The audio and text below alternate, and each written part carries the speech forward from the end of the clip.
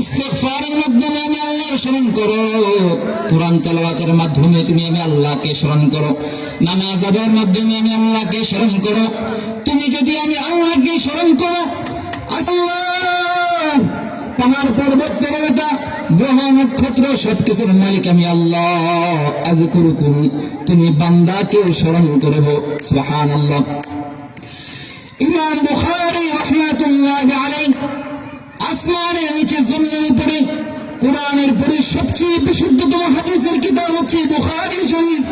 এই বুখারী শরীফের লেখক আল্লামা বুখারী রাহমাতুল্লাহি আলাইহি সহিহুল বুখারী কিতাবের মধ্যে বর্ণনা করেন, আল্লাহ রাসূল সাল্লাল্লাহু আলাইহি ওয়াসাল্লাম বলেছেন, বান্দা যখন মান যাকারা ফি নাফসি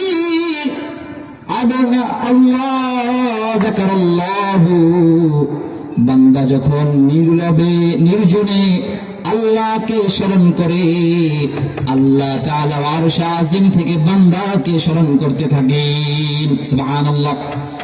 বান্দা যখন কোন মজলিসের আয়োজন করে, এরকম মাহফিলের আয়োজন করে, আল্লাহর স্মরণ করে, আল্লাহর জিকির করে, আল্লাহ তাআলা বান্দার এই জিকিরের আলোচনাকে তার চাইতে উঠে আরশ আজিমের উপর সমস্ত ফেরেশতাদেরকে নিয়ে তাদের আলোচনা করতে থাকেন।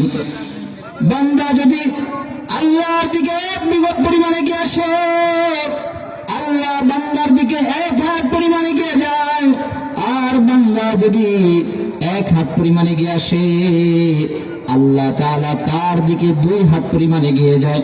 বান্দা যদি বান্দা যদি হেঁটে হেঁটে আল্লাহর দিকে যাওয়ার মনস্থ করে ইচ্ছা করে, আল্লাহ বলেন আমি বান্দার দিকে দৌড়িয়ে যাই। এই জন্য আল্লাহকে স্মরণ করলে সর্বদা লাভ আছে। আল্লাহ কোরআনে কারীমের মধ্যে জানায়া দিলেন, ওয়াইদা মারিতু ফাহুয়া ইয়াশফিন, বান্দা যখন অসুস্থ হয়ে যায় তখন ওই বান্দা বিভিন্ন ডাক্তারের কাছে যায়, বিভিন্ন পরামর্শ নেয়, বিভিন্ন ভালোভাবে চলার চেষ্টা করে। আল্লাহ তাআলা ওই বান্দাকে জানিয়ে দিচ্ছেন, হ্যাঁ বান্দা, দুনিয়াতে চলতে গেলে ওসাইলের জায়গাটা মাধ্যম তালাশ করো, ঔষধ খাও, ডাক্তারের কাছে যাও, তবে তুমি জেনে রাখো ওই ওষুধের পাওয়ার নেই তোমাকে ভালো করার, ওই ডাক্তারের ক্ষমতা নেই তোমাকে ভালো করার। আমি আল্লাহ সমস্ত রোগ দান করি, আর বান্দা যখন আমার কাছে শেফা চায়, পানা চায়, আমি আল্লাহ তাকে সেই রোগ থেকে মুক্তি দান করি।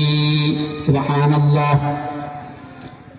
আল্লাহর জন্য হযরত মুসা আলাইহিস সালাম